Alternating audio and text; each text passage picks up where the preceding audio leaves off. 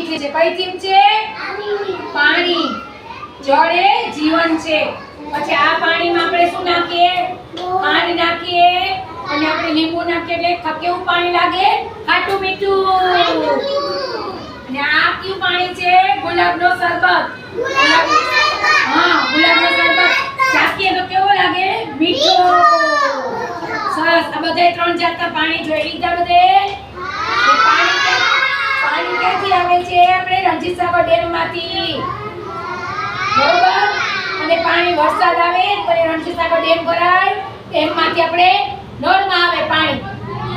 બરોબર. ટાંકા ભરાઈ જાય છે, આપણે પાણીની સપ્લાય થાય છે ને સરસ. તો પછી પાણી ના આવે તો આપણે શું થાય? પાણી ના આવે તો આપણે શું થાય?